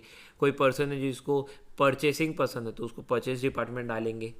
अब क्या होगा, परचेस डिपार्टमेंट वाला व्यक्ति केवल और केवल एक ही टाइप का काम करेगा, वो है related to purchase. Production department वाला व्यक्ति केवल और केवल एक ही काम करेगा, वो है रिलेटेड टू प्रोडक्शन। अब इससे होगा क्या, जब आप एक काम को 1000 बार करते हैं तो आप एक्सपर्ट हो जाते हैं, आप स्पेशलाइजेशन अचीव कर पाते हैं। यानी आपसे अच्छा वो काम कोई और नहीं कर पाएगा। यानी कि आप जितना स्पीड से वो काम करोगे शायद ही कोई और कर पाएगा। तो हर बड़ी बड़ी कंपनी में स्पेशलाइजेशन को बड़ी इज्जत मिलती है। यदि आपने किसी फील्ड में स्पेशलाइजेशन करके रखी है तो आपको जॉब भी बहुत जल्दी मिलता है। यही कारण है कि डिवीजन ऑफ वर्क किया जाता है। डिवीजन ऑफ वर्क करने से आप एक ही काम को 1000 बार करते हैं। वो बोलते हैं ना, 100 काम को एक बार करोगे तो कुछ अच्छे से नहीं सीखोगे, लेकिन एक काम को 100 बार ही कर दिया आपने तो आपसे अच्छा वो काम शायद ही कोई कर पाए। तो इसको बोलते हैं स्पेशलाइजेशन होना। फिर आपकी स्पीड सोचो क्या तेजी से हो जाएगी। ये चैप्टर यदि आप पढ़ रहे हैं, ये दूसरी बार पढ़ो, तीसरी बार पढ़ो, चौथी बार पढ़ो, 100वीं बार पढ़ोगे तो आप मेरे ख्याल से टॉपिक देखोगे और आपका पूरा रिकॉल हो जाएगा। हो सकता है आप पूरा चैप्टर 7 या 8 मिनट में पढ़ डालो अगर यदि इतनी बार आप प्रैक्टिस कर लोगे तो, क्योंकि आप फिर एक लेवल में पहुंच जाते हो जो लेवल को टच करना दूसरे व्यक्तियों के लिए बहुत ज़्यादा मुश्किल हो जाता है, जो काफ़ी ज़्यादा हाई लेवल होता है और स्पेशलाइजेशन की ही इज्जत होती है। तो डिवीजन ऑफ वर्क करोगे तो स्पेशलाइजेशन हो सकता है और स्पेशलाइजेशन होगा तो उतना ज़्यादा व्यक्ति एफिशिएंट होगा, इफेक्टिव होगा, ज़्यादा कोऑर्डिनेशन से काम करेगा, अच्छी कम्युनिकेशन से काम करेगा, ओवरऑल कंपनी के गोल्स अचीव होंगे, वो भी बहुत ज़्यादा इफेक्टिव और एफिशिएंट वे में। सेकेंड है अथॉरिटी एंड रिस्पॉन्सिबिलिटी। 1000 बार समझ चुके हैं अपन ये चीज़ को, क्योंकि अथॉरिटी रिस्पॉन्सिबिलिटी हमने चैप्टर ही पढ़ डाला है। भाई अथॉरिटी और रिस्पॉन्सिबिलिटी के बीच में बैलेंस होना बहुत ज़्यादा ज़रूरी है और अथॉरिटी और रिस्पॉन्सिबिलिटी के बीच में यदि बैलेंस अच्छा हो तो कोई भी काम को इफ़ेक्टिवली किया जा सकता है। ये बताया था हेनरी फेयोल ने, जो आगे अपन ने चैप्टर पढ़ा था इसके पहले वाला चैप्टर, एक हिसाब से समझ सकते हो वो हेनरी फेयोल ने ही ठीक तरीके से एक्सप्लेन किया है। नेक्स्ट है डिसिप्लिन। अब डिसिप्लिन हेनरी फेयोल ने ही बोला कि जब व्यक्ति कोई डिसिप्लिन से काम करता है किसी भी ऑर्गेनाइजेशन में तो वहाँ पे उस ऑर्गेनाइजेशन में वो काम बहुत ही अच्छी तरीके से होता है। और जिस ऑर्गेनाइजेशन में डिसिप्लिन ही नहीं है तो वो ऑर्गेनाइजेशन कभी भी सक्सेस नहीं पा सकता है, और पाता है तो काफ़ी लेट पाता है। आपने देखा होगा किसी भी कंपनी में टाइम फिक्स रहता है, कितने बजे आपको आना है और कितने बजे तक आपको काम करना है, ताकि डिसिप्लिन बना रहे। देन यूनिफॉर्म भी कई बार फिक्स रहती है। देन आपको किस प्रकार का बिहेवियर रखना है वो भी फिक्स रहता है। तो डिसिप्लिन इसलिए ज़रूरी है ताकि काम अच्छी तरीके से निभा पाओ आप, और एक डिसिप्लिन व्यक्ति ही किसी भी काम को अच्छी तरीके से निभा पाता है। अब किसी भी ऑर्गेनाइजेशन में प्रॉपर डिसिप्लिन कैसे मेंटेन किया जाए, उसके 3 रहस्य है। पहला, गुड सुपरवाइज़र। आपका मैनेजर जो है वो अच्छी निगरानी रखे ऑर्गेनाइजेशन के ऊपर में। कोई लेट आ रहा है तो उसको टोके, भाई तू लेट आ रहा है बहुत, मैं देख रहा हूँ 2-3 दिन से नोटिस कर रहा हूँ कि तो ऑर्गेनाइजेशन में लेट आता है, जल्दी चला जाता है, छुट्टियाँ बार बार मारता है। तो एक सुपरवाइज़र, अच्छे सुपरवाइज़र की ज़रूरत है जो देख रेख अच्छी करे। सेकेंड है क्लियर एंड फेयर एग्रीमेंट। भाई एम्प्लॉय को बता दो आप उनसे क्या चाहते हो, यदि वो काम कर सकते हैं तो ही आपको ज्वाइन करे, अदरवाइज ज्वाइन नहीं करे। और हाँ, किसी एम्प्लॉय को फेवर करोगे, किसी एम्प्लॉय को फेवर नहीं करोगे, इस प्रकार से एम्प्लॉय दुखी हो जाते हैं और फिर उन्होंने डिसिप्लिन मेंटेन नहीं कर पाते हैं। तो आप क्लियर एंड फेयर रहे हर टाइप के एम्प्लॉय के साथ। एंड तीसरा है प्रॉपर एप्लीकेशन ऑफ पेनल्टीज़। मान लेते हैं आपने सोच लिया है, आपने बोल दिया कि भाई जो व्यक्ति लगातार 3 दिन लेट आएगा उससे अपन 3,000 रुपये एज पेनल्टी लेंगे। अब किसी से ले रहे हो किसी से नहीं ले रहे हो तो गलत बात है, और कभी ले रहे हो कभी नहीं ले रहे हो तो भी गलत बात है। पेनल्टी फिक्स है मतलब फिक्स है, देनी है मतलब देनी है। इससे डिसिप्लिन बहुत अच्छे से हो पाता है और बड़ी बड़ी ऑर्गेनाइजेशन में ऐसा होता भी है। यदि आपका अंगूठा लेट लगा है, यानी कि जब आपका अटेंडेंस लेट लगा है, तो ऑटोमेटिकली आपके अकाउंट में पैसे कम ही आएंगे। एट दी एंड जब आपको सैलरी मिलेगी, महीने के अंत में आपके पैसे कट जाएंगे। तो इससे क्या होगा, इससे काम डिसिप्लिन से होता है। नेक्स्ट पॉइंट है यूनिटी ऑफ कमांड। सर ये हम लोग बहुत बार पढ़ चुके हैं। यस, हम लोग पढ़ चुके हैं कि एक सबऑर्डिनेट का एक ही बॉस होना चाहिए। वो सारे ऑर्डर एक बॉस से लेगा तो कन्फ्यूजन नहीं होगी। एक से ज़्यादा बॉस से यदि कोई भी सबऑर्डिनेट ऑर्डर लेता है तो काफ़ी ज़्यादा कन्फ्यूजन होती है और वो इनइफेक्टिव हो जाता है। देन है यूनिटी ऑफ डायरेक्शन। सर ये कंफ्यूज करेगा हमें, यूनिटी ऑफ कमांड और यूनिटी ऑफ डायरेक्शन आपस में कंफ्यूज करते हैं। यस, यदि आप उसको ठीक तरीके से समझे नहीं हो तो यूनिटी ऑफ डायरेक्शन आपको अब समझना पड़ेगा। यूनिटी ऑफ कमांड कहता है कि एक सबऑर्डिनेट का एक बॉस होना चाहिए ताकि कोई कन्फ्यूजन नहीं हो काम लेते वक्त और रिस्पॉन्सिबिलिटी देते वक्त। यूनिटी ऑफ डायरेक्शन कहता है कि किसी भी एक डिपार्टमेंट का या किसी भी एक ऑर्गेनाइजेशन का एक ही गोल होना चाहिए, एक से ज़्यादा गोल नहीं होना चाहिए। एक ही लीडरशिप के तहत, एक ही प्लान के तहत सबको आगे मूव करते रहना चाहिए। अब इसको आसान शब्दों में समझाता हूँ। मान लेते हैं आप परचेस डिपार्टमेंट से रिलेट करते हैं, तो अगर आप परचेस डिपार्टमेंट में हैं तो परचेज डिपार्टमेंट जितने भी व्यक्ति है उनका सेम गोल होना चाहिए। एक ही प्लान में उन लोग वर्क कर रहे हो। ऐसा नहीं एक व्यक्ति अपने प्लानिंग से वर्क कर रहा है, दूसरा व्यक्ति अपने प्लानिंग से वर्क कर रहा है। इससे केओस होगा, इससे जो है कम्युनिकेशन में बाधाएं आएंगी, इससे कोऑर्डिनेशन में बाधाएं आएंगी। यूनिटी ऑफ डायरेक्शन कहता है कि हर व्यक्ति का एक गोल होना चाहिए और वो होता है ऑर्गेनाइजेशन के ऑब्जेक्टिव्स को अचीव करना। तो यूनिटी ऑफ कमांड कहता है एक पर्सन का एक बॉस होना चाहिए। यूनिटी ऑफ डायरेक्शन कहता है एक लीडरशिप और एक प्लान होना चाहिए और उसी प्लान के तहत सबको चलना चाहिए। नेक्स्ट है subordination of individual interest to general interest. अभी इंडिविजुअल इंटरेस्ट यानी मेरे हित की बात, एम्प्लॉय के हित की बात, और जनरल इंटरेस्ट यानी कि कंपनी के हित की बात। तो जब कंपनी के हित की बात हो और जब खुद के हित की बात हो तो हमेशा हमें कंपनी के हित को ऊपर चुनना चाहिए और अपने हित को नीचे चुनना चाहिए। एक बहुत अच्छे एग्जाम्पल से आप इस बात को समझो। कंपनी चाहती है ज़्यादा से ज़्यादा प्रॉफिट कमाना और इंसान खुद एम्प्लॉय चाहता है ज़्यादा से ज़्यादा सैलरी कमाना। अब आ गई कोरोना की सिचुएशन, कंपनी को हो रहे हैं लॉसेस। ऑल्दो आप बहुत सालों से काम कर रहे हैं कंपनी में और इस साल आपको जो है बोनस मिलना था, इस साल जो है आपकी प्रमोशन होनी थी। मान लेते हैं आप 90,000 कमाते हैं तो इस साल से आपका 1 लाख होने वाला था। ये आपको भी पता था, ये कंपनी को भी पता था कि भाई व्यक्ति बहुत अच्छा है और बहुत सालों से काम कर रहा है हमारे यहाँ और हम तो इसको 1 लाख कम से कम देंगे इस साल से। लेकिन आ गया कोरोना, कंपनी को अब उतना प्रॉफिट नहीं हो रहा जितना हो रहा था पहले और हो सकता है लॉस भी हो रहा हो। अब आप चाहते हो कि आपको 1 लाख रुपए मिले और कंपनी चाहती है कि आप 1 लाख तो लो ही मत, बल्कि 90,000 दे रहे थे उसमें भी हम आपको 70,000 दे पाएंगे या 60,000 दे पाएंगे, क्योंकि कंपनी अभी मुश्किलों से गुजर रही है। हाँ, एक बार कंपनी वापस से कमबैक कर जाए, कोरोना ख़त्म हो जाए या फिर कंपनी की सेल्स वापस लौट जाए तो हम आपको वापस से पैसा दे पाएंगे। अब आप दुविधा में पड़ गए हैं कि मैं अपने गोल को देखूं या कंपनी की दुविधा को समझूं। तो यहाँ पे ये प्रिंसिपल ये कहता है कि आपको अपने गोल को सरेंडर कर देना चाहिए कंपनी के गोल के सामने। आप अपने हित के बारे में ना सोचो, कंपनी के हित के बारे में पहले सोचना चाहिए।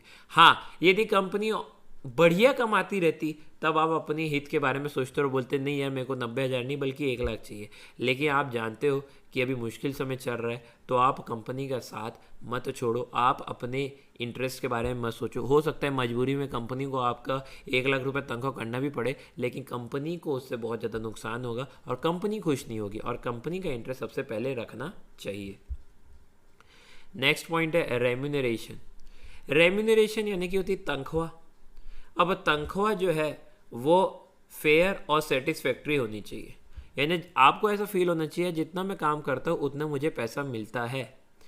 ऐसा कहीं फील नहीं होना चाहिए यार मेरे से काम डबल ट्रिपल करवा रहे हैं और तनख्वाह देखो इतनी कम सी दे रहे। तो इससे एम्प्लॉय जो है वो दुखी हो जाएगा और वो दिल से काम नहीं कर पाएगा। तो यहाँ पे इस प्रिंसिपल में ये कहा गया है कि रेम्यूनरेशन जो है वो अच्छी दी जाए, सेटिस्फैक्ट्री दी जाए, तभी एम्प्लॉय का मन लगा रहता है। नेक्स्ट पॉइंट है सेंट्रलाइजेशन।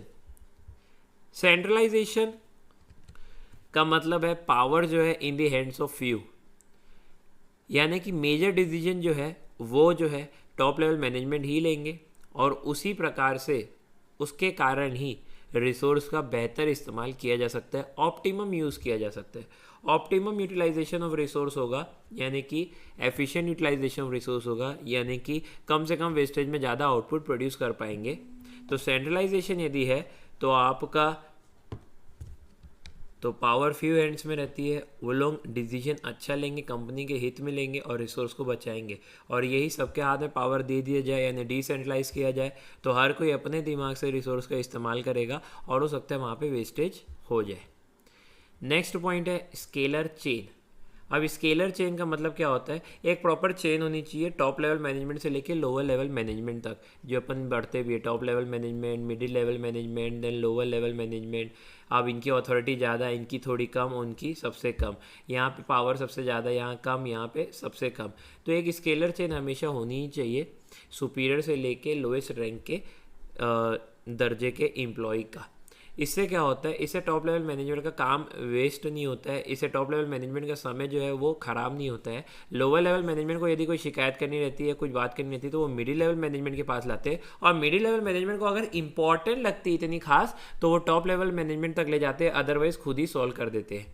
तो स्केलर चेन का होना बहुत ज़्यादा ज़रूरी है, तभी कंपनी में लड़ाइयाँ नहीं होंगी। मान लेते हैं मिडिल लेवल मैनेजमेंट और लोअर लेवल मैनेजमेंट के बीच में लड़ाई हो गई, यानी कि बातों में, यानी कि हर कोई अपना अपना पॉइंट ऑफ व्यू रख रहा है, तो किसकी बात आखिर मानी जाएगी? ऑब्वियसली जिसकी अथॉरिटी ज़्यादा है। तो यहाँ पे स्केलर चेन का होना इसलिए ज़रूरी है ताकि किसकी अथॉरिटी ज़्यादा और किसकी कम है वो फिक्स की जा सके। अगर हर कोई एक जैसा माना जाएगा तो हर कोई जिद करता रहेगा और कंपनी में कोई भी टाइप का डिसीजन लेना मुश्किल हो जाएगा। नेक्स्ट है ऑर्डर। अब ऑर्डर का यहाँ पे मतलब ऑर्डर देना नहीं है, यहाँ ऑर्डर का मतलब ऑर्डर देना नहीं है, बल्कि यहाँ ऑर्डर का मतलब है कि हर जगह, हर प्लेस की एक फ़िक्स जगह होनी चाहिए और हर एम्प्लॉय की भी एक फ़िक्स जगह होनी चाहिए। देखो यहाँ पे बड़े आराम से पढ़ो, there should be a place for everything and everything in its place. यहाँ पे तो सिर्फ एवरीथिंग के बारे में लिखा है, लेकिन मैन प्लस मटेरियल की दोनों की एक फ़िक्स जगह होनी चाहिए। मान लेते हैं आपकी दुकान में कोई आया और आपको बोला कि यार मेरे को दवाई दे दे ये वाली, और आप ढूंढ रहे हो, अरे मिल नहीं रही, तो कस्टमर क्या खड़ा रहेगा? वो तो चला जाएगा। लेकिन अगर आपने फिक्स जगह रखी रहती कि इस जगह पे ये दवाई रखेंगे, उस जगह में ये दवाई रखेंगे, तो आपको ढूंढना नहीं पड़ता, एक बार में चीज़ें मिल जाती है और काम आसानी से हो जाता। वैसे ही कोई आपके ऑर्गेनाइजेशन में आया, मान लेते कोई बहुत बड़ा सा ऑफिस है आपके ऑर्गेनाइजेशन में, कोई आया है और बोल रहा है मेरे को मिस्टर सुरेश से मिलना है, और आप बोल रहे हो अरे हमारा ऑर्गेनाइजेशन तो इतना बड़ा है तो कुछ 200 कैबिन है, जाके देख लो कहाँ बैठा है मिस्टर सुरेश। तो इससे टाइम वेस्ट होगा। जबकि होता क्या, सुरेश की जगह फिक्स है, राजेश की जगह फिक्स है, राकेश की जगह फिक्स है, हर इंसान की जगह फिक्स होनी चाहिए ऑर्गेनाइजेशन में, वहीं पे वो बैठ के काम करे डेली का डेली। तभी जब जिस व्यक्ति से मिलना है तब उस व्यक्ति से कोई भी पर्सन मिल पाए, चाहे वो इनसाइड दी ऑर्गेनाइजेशन क्यों ना हो। टॉप लेवल मैनेजमेंट को भी अगर मिलना है लोअर लेवल मैनेजमेंट के पास जाके मिस्टर सुरेश से, तो वो ढूंढते थोड़ी बैठेगा। तो ऑर्डर होना ये हर चीज़ का और हर इंसान का ज़रूरी है। नेक्स्ट है इक्विटी। इक्विटी का मतलब है कि जाहिर सी बात है कि आप जो है वो भेदभाव ना रखें। ऑर्गेनाइजेशन में भेदभाव होगा तो एम्प्लॉयज़ दुखी हो जाते हैं और फिर वो ठीक तरीके से काम भी नहीं कर पाते। तो भेदभाव किसी भी ऑर्गेनाइजेशन के लिए ख़राब माना जाता है। ऐसा नहीं कि आप लड़कियों को ज़्यादा प्रेफरेंस दे रहे हो लड़कों को कम, या वाइस वर्सा, लड़कों को ज़्यादा प्रेफरेंस दे रहे हो लड़कियों को कम। लड़का लड़की काम कर रहे हैं, आप लड़की को ज़्यादा सैलरी दे रहे हो लड़कों को कम, ऐसा भी नहीं होना चाहिए। तो इक्विटी मतलब इक्विटी, यानी सबको एक बराबर मानना चाहिए। देन है stability of tenure of person. मान लेते हैं कोई पर्सन, एक एम्प्लॉय नया नया आया है और आप उसको सिर्फ डरा के रखे हो, तू गलत काम करेगा तो तेरे को निकाल देंगे, तू गलत काम करेगा तो तेरे को निकाल देंगे। अरे ऐसे डरा के मत रखो, उसको उल्टा बोलो कि भाई तू 6 महीना, 8 महीना, 9 महीना या 1 साल तक गलतियां कर, सब माफ़ कर देंगे, अगले साल से मत करना। तेरी 1 साल हम जॉब छीनने वाले नहीं हैं। तो फिर उसको कितना अच्छा लगेगा। और नया एम्प्लॉय आपको पता है 10 गलतियां करेगा ही करेगा।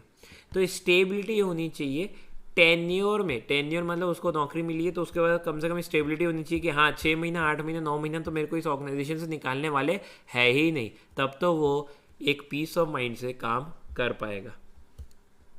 नेक्स्ट है इनिशिएटिव। इनिशिएटिव का मतलब ये है कि ऑर्गेनाइजेशन में चाहे वो छोटे लेवल का इंसान हो या बड़े लेवल का इंसान हो, उनको इनिशिएटिव लेना चाहिए। मैनेजर को क्या करना चाहिए, कभी कोई नई पॉलिसी बनाते तो हर व्यक्ति से आप सलाह लो, यानी जो व्यक्ति उससे रिलेट करता है उससे सलाह लो। इससे क्या होगा, हर व्यक्ति इनिशिएटिव लेगा, फर्स्ट स्टेप लेगा, अपने अपने सुझाव देगा और उसको भी एक अच्छी फीलिंग आएगी कि ऑर्गेनाइजेशन में उसकी इज्जत होती है। तो आप कोशिश करें कि हर एम्प्लॉय को इतना मोटिवेट करके रखें कि वो कंपनी के हित के लिए अपने से इनिशिएटिव ले। देन फाइनली है Spirit D corps. Spirit D corps का मतलब होता है टीम स्पिरिट का होना। और आपको बता दूं, कोई बड़ी से बड़ी जंग हो या कोई बड़ी से बड़ी कंपनी में बड़ा प्रॉफिट को कमाना हो या अच्छी कंपनी को बनाना हो, आपको टीम स्पिरिट की ज़रूरत है। अकेला इंसान ये सब चीज़ क्रिएट नहीं कर सकता है। टीम वर्क से ही दुनिया में हर बड़ी चीज़ों को हासिल किया जा सकता है। तो स्पिरिट डी कॉर्प्स और कुछ नहीं बल्कि टीम स्पिरिट होता है। तो टीम वर्क को आपको बढ़ावा देना है। तो इसी के साथ ये 14 प्रिंसिपल होता है समाप्त। इतना आप पढ़ के रखिएगा, फिर ही आपको नेक्स्ट वाले कॉन्सेप्ट समझ में आएंगे। सो अभी अपन डिस्कशन स्टार्ट करेंगे साइंटिफिक मैनेजमेंट की। साइंटिफिक मैनेजमेंट प्रोवाइड किया था फ्रेडरिक डब्ल्यू टेलर ने। सो फ्रेडरिक डब्ल्यू टेलर यानी कि इसका फुल फॉर्म है फ्रेडरिक विंसलॉ टेलर।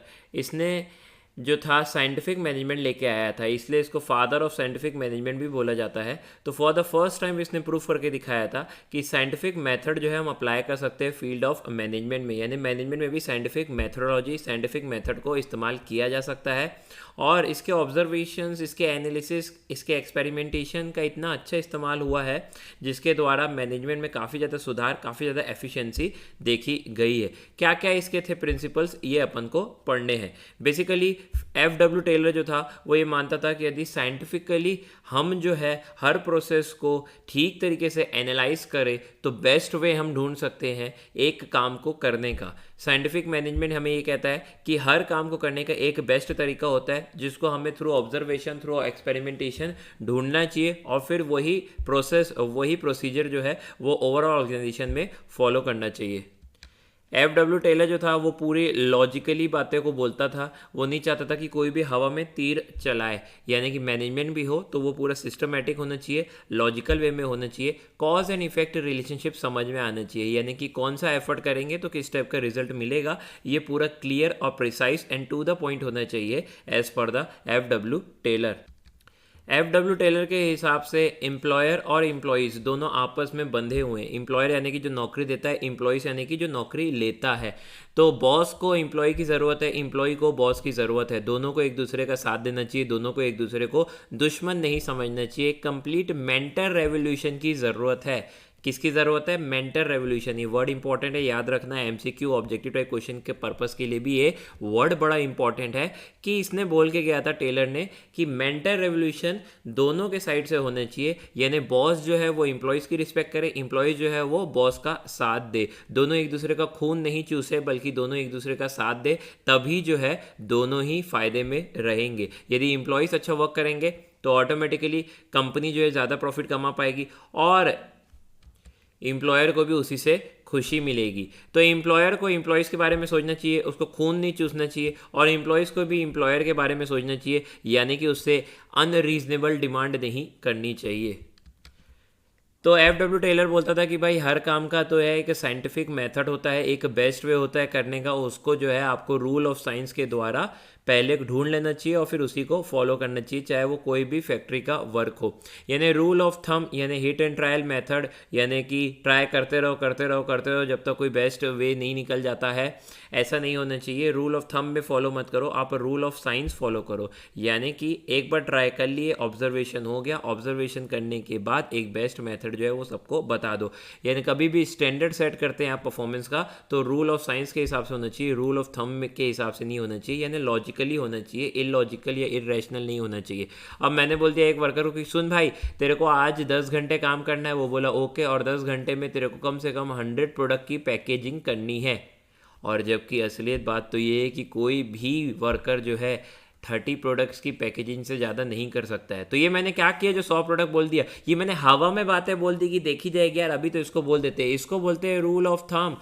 ये क्या कर दिए भाई, ऐसा नहीं चलेगा, कुछ भी हवा में तीर नहीं छोड़ना है। ऐसा नहीं कि ट्राई करते रहेंगे और फिर देखी जाएगी, ये वाली चीज़ से बहुत नफरत थी डब्ल्यू टेलर को। वो क्या बोलता था, वो बोलता था रूल ऑफ साइंस होना चाहिए, यानी कि आप पहले देखो कि वाकई मैक्सिमम कितना एफिशिएंसी से काम करने के बाद भी पैकेजिंग हो सकती है और फिर उसको स्टैंडर्ड बनाओ। तो स्टैंडर्ड ऑफ परफॉर्मेंस तय करने से पहले आपको रूल ऑफ साइंस को स्टडी करना चाहिए, फॉलो करना चाहिए। सारे एम्प्लॉयज़ के बीच और इंडिविजुअल्स के बीच में हारमनी होनी चाहिए, यानी कि एकजुटता होनी चाहिए। ऐसा नहीं कि एक दूसरे के अपोज जा रहे, अपोज मत जाओ, एक साथ जाओ, एक दूसरे की मानसिकता को समझो और हारमनी में रहो, विनम्रता में रहो, खुशहाली में रहो, एक दूसरे को सपोर्ट में रखो। परफेक्ट कोऑपरेशन होना चाहिए, विदाउट कोऑपरेशन जो है कोई भी ठीक से काम नहीं कर पाता है। तो हर इंडिविजुअल एक दूसरे के साथ कोऑपरेट करे, यानी विलिंगली एक दूसरे को मदद करे, विलिंगली एक दूसरे के खिलाफ नहीं जाए। म्यूचुअल इंटरेस्ट यानी कि टीम स्पिरिट, यानी कि गोल ऑफ ऑर्गेनाइजेशन को पहले हित उसको दे और फिर उसके बाद अपने पर्सनल इंटरेस्ट के बारे में सोचे। यानी goal of organization is more important than personal गोल।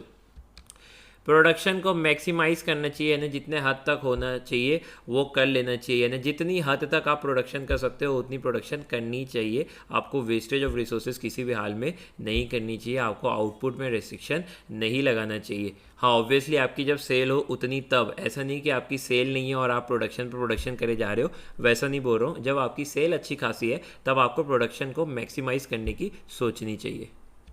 जितने भी बॉस है, जितने भी आपके मैनेजर है, वो पूरी कोशिश करें कि सारे एम्प्लॉयज़ जो है वो अपने ग्रेटेस्ट एफिशिएंसी एंड प्रॉस्पेरिटी में काम करें ताकि वो ज़्यादा से ज़्यादा बेहतर काम कर पाएँ। यानी कि यार मैनेजर को ये देखना है कि एम्प्लॉय से 100% बेस्ट किस प्रकार से हम निकाल सकते हैं, मिनिमम से मिनिमम वेस्टेज में मैक्सिमम आउटपुट कैसे बना सकते हैं, एम्प्लॉयज़ का टैलेंट स्किल्स कैसे बेहतरीन तरीके से इस्तेमाल कर सकते हैं जो ऑर्गेनाइजेशन के लिए काफ़ी ज़्यादा फ़ायदेमंद हो।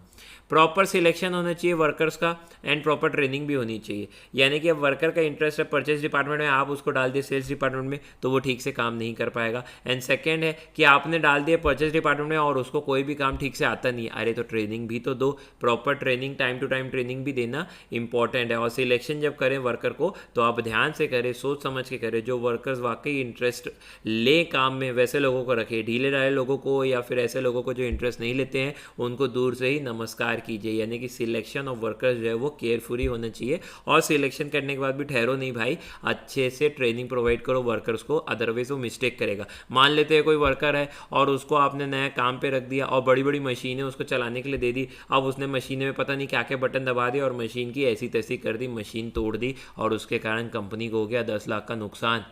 तो ऐसे काम करोगे तो कंपनी को नुकसान पे नुकसान उठाने पड़ सकते हैं। मशीन को चलाने की भी एक प्रॉपर ट्रेनिंग होती है, यानी वर्कर्स की ट्रेनिंग कितनी ज़्यादा इंपॉर्टेंट है आप इस बात से समझ सकते हैं कि मशीन तोड़ सकता है वो, या मशीन का मिसयूज़ कर सकता है। मशीन टूट गई, किसी एम्प्लॉयर को ही लग गई, किसी वर्कर के सर पे ही गिर गई, या कोई एक्सीडेंट हो गया, क्योंकि इतने भारी भारी मशीनें रहती हैं, इतनी हाई लेवल में काम चलता है कि मशीन किसी की जान भी ले सकती है यदि आप ठीक तरीके से इस्तेमाल नहीं करोगे फैक्ट्री के अंदर।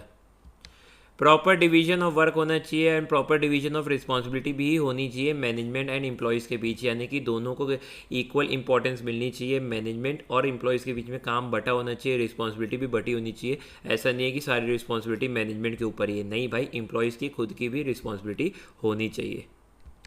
तो ये सारे थे नियम कानून या फिर ऐसा कह सकते हैं प्रिंसिपल्स जो कि डब्ल्यू टेलर ने लेके आए थे। लेकिन ये सारे प्रिंसिपल्स लाने के बावजूद भी टेलर को बहुत ज़्यादा क्रिटिसिज्म मिला था। और मेन पॉइंट यानी कि ऐसे कौन कौन से पॉइंट है जिसमें क्रिटिसिज्म मिला है वो अपन को अब समझना है।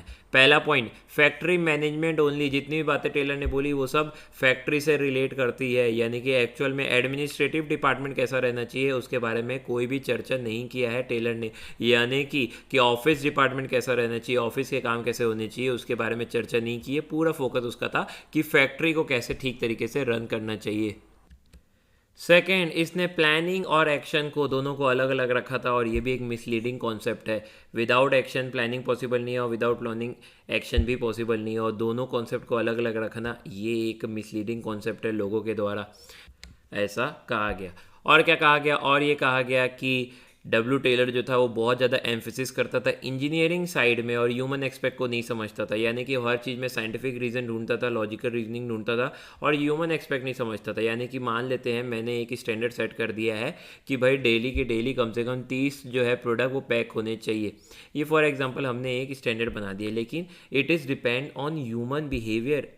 और उस दिन ह्यूमन का बिहेवियर कैसा है, उस दिन ह्यूमन बीइंग कैसा फील कर रहा हो सकता है, वो कभी बीमार चल रहा हो, कभी लेथार्जिक फील कर रहा हो, कभी थका हुआ हो, तो वो ह्यूमन एक्सपेक्ट को बिल्कुल भी इंपॉर्टेंस नहीं देता था। हो सकता है वो ह्यूमन उस दिन थका हो या बीमार हो, उसके कारण वो कम काम करे, बट इस बात को तवज्जो नहीं दी जाती थी, खाली स्टैंडर्ड को फॉलो किया जाता था।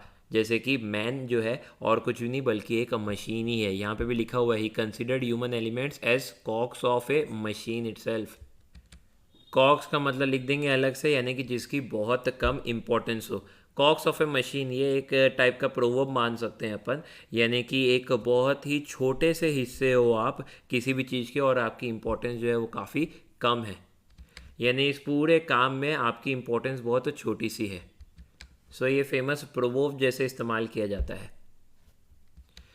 फिर बात लिखी हुई है कि स्टैंड ऑफ वर्क जो बनाया जाता है वो डाउटफुल है कि उसको मेजर किया जा सकता है रियली में या नहीं किया जा सकता है। यानी कि आपने स्टैंडर्ड बना दिया, हो सकता है वो रियलिस्टिक ना हो, यानी आपने जो स्टैंडर्ड बनाया है वो रियलिस्टिक नहीं है। खैर ये तो बुराई बढ़ाने वाली बात हुई, तो इस बात को लिखा हुआ है। वैसे तो F.W. टेलर बोलता था कि बार बार ऑब्जर्व करने के बाद, एक्सपेरिमेंट करने के बाद ही आपको एक जो है स्टैंडर्ड ऑफ वर्क बनाना चाहिए।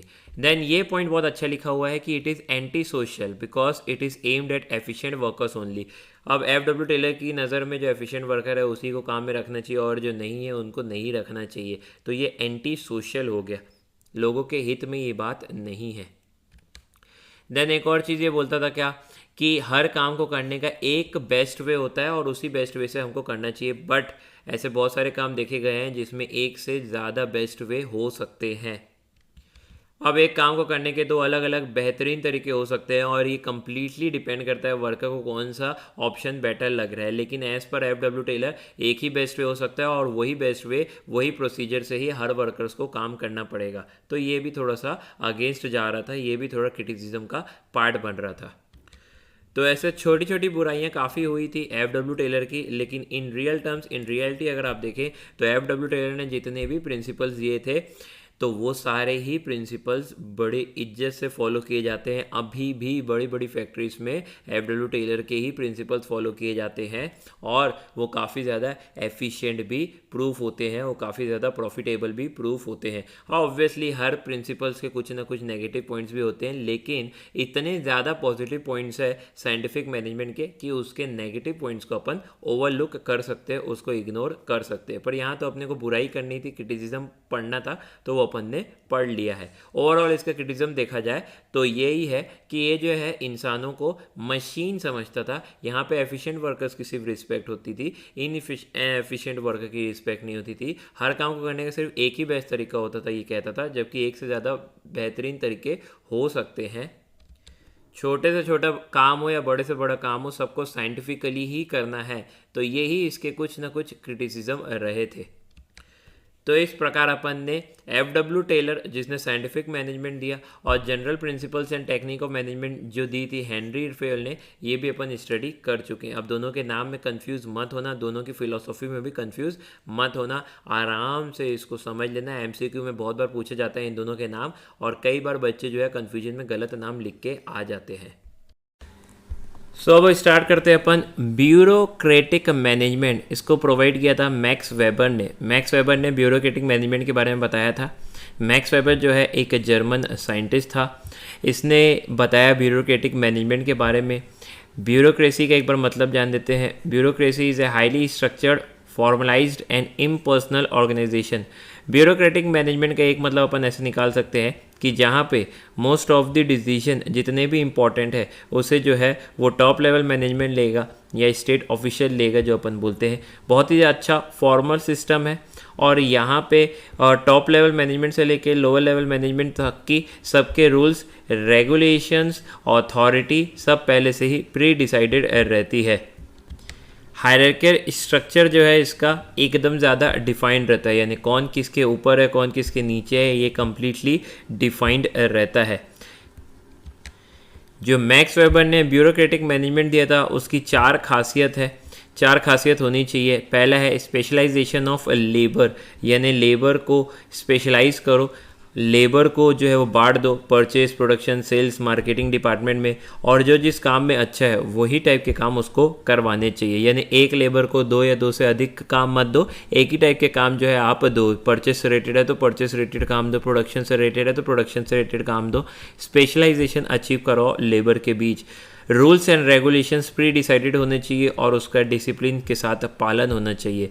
वेल डिफाइंड हायरार्की होनी चाहिए, यानी कि कौन ऊपर रहेगा कौन नीचे रहेगा, कौन किसका सुपीरियर है कौन किसके सबऑर्डिनेट में आएगा, उसको प्रॉपर तरीके से डिफाइन करो। और रूल्स को अप्लाई करते वक्त बिल्कुल भी भेदभाव नहीं होना चाहिए, बायसनेस नहीं होनी चाहिए। रूल्स मीन्स रूल्स, और ये सबके ऊपर एक जैसे एप्लीकेबल होने चाहिए।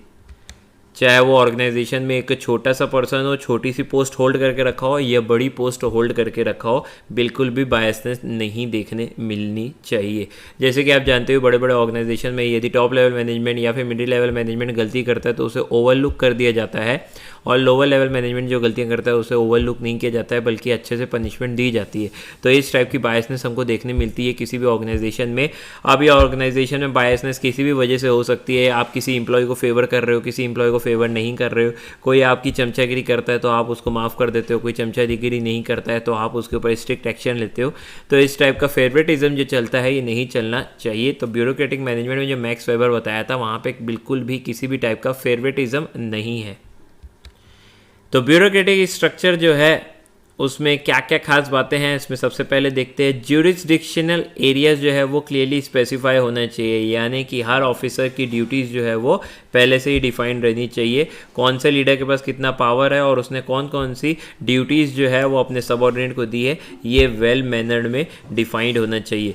सेकेंड बात लिखी हुई है कि यहाँ पे हायरार्कियल स्ट्रक्चर जो है प्रिंसिपल सबऑर्डिनेट के जो स्ट्रक्चर है वो पूरा क्लियरली डिफाइंड होना चाहिए, और सबऑर्डिनेट जो है वो ऑर्डर्स सुपीरियर से ही लेगा, यानी वेल मैनर में सुपीरियर सबऑर्डिनेट रिलेशनशिप डिफाइन होना चाहिए। और यदि सबऑर्डिनेट को कोई बात अच्छी नहीं लगती है या कोई काम समझ नहीं आता है तो उसके पास राइट ऑफ अपील है, यानी कि वो अपने सुपीरियर के साथ शेयर कर सकता है। वो बोल सकता है कि उसे क्या समझ में आ रहा है क्या समझ में नहीं आ रहा है। ऐसा नहीं है कि वो कोई भी चीज़ की अपील नहीं कर सकता है, तो राइट ऑफ अपील उसको मिलती है। थर्ड बात, अभी जो हम लोग सारी बातें बोल रहे हैं वो मोस्ट ऑफ द चीज़ हम लोग डिस्कस कर चुके हैं, बट लिखा है तो हमें एक बार पढ़ना पड़ेगा। रूल्स एंड रेगुलेशंस जो है वो क्लियरली वेल डिफाइंड होने चाहिए, और रूल्स जो रहते हैं वो स्टेबल होने चाहिए और एप्लीकेबल टू ऑल होने चाहिए, यानी परमानेंट नेचर के होने चाहिए। जितने भी रिसोर्स आप परचेस करते हैं प्रोडक्शन पर्पस के लिए या एडमिनिस्ट्रेशन पर्पस के लिए, उसका सोली मालिक जो है वो ऑफिस रहेगा, यानी कि कंपनी रहेगी। पर्सनल प्रॉपर्टी को प्रॉपर तरीके से सेपरेट करके रखना है ऑफिस प्रॉपर्टी के साथ, यानी पर्सनल प्रॉपर्टी और एडमिनिस्ट्रेशन प्रॉपर्टी, ऑफिस प्रॉपर्टी को आप मिक्स नहीं कर सकते। यदि आप ऑफिशियल पर्पस के लिए कुछ भी ले रहे हैं तो वो ऑफिस प्रॉपर्टी के अंदर ही आना चाहिए। ऑफिसर्स जितने भी हैं उनको आप तभी अपॉइंट करें जिनकी टेक्निकल क्वालिफिकेशन अच्छी है, यानी कि टेक्निकल क्वालिफिकेशन के बेसिस में ऑफिसर को अपॉइंट किया जाएगा और उसके बदले उनको सैलरी भी प्रोवाइड की जाएगी। ऑफिसर को जो है ये पार्ट टाइम जॉब नहीं लेना है, ये फुल टाइम एम्प्लॉयमेंट लेना है और उसे लाइफ लॉन्ग कैरियर अपनी ही कंपनी में देखने की है। एक ट्रायल पीरियड ख़त्म होने के बाद उसे फिक्स्ड पोजीशन प्रोवाइड कर देनी चाहिए, यानी कि फिर उसको निकाला नहीं जाएगा। हाँ, अगर वो कोई गलती करता है, रूल्स एंड रेगुलेशंस को बार बार तोड़ता है, सिर्फ उसी तरीके से, सिर्फ उसी कारण से उसे निकाला जा सकता है। यानी कि स्टेबिलिटी ऑफ टेन्योर होना चाहिए। इसका मतलब ये है कि आप उसको कभी भी नहीं निकाल सकते हो छोटी छोटी बातों के लिए।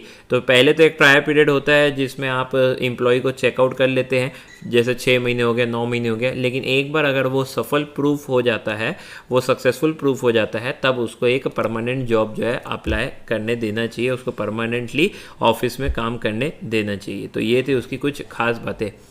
Bureaucratic management according to Max Weber जो उसने बताया था, उसके 6 मेजर प्रिंसिपल्स थे। वैसे सारे प्रिंसिपल्स अपन ऊपर डिस्कस कर चुके हैं, बट फिर भी देख लेते हैं।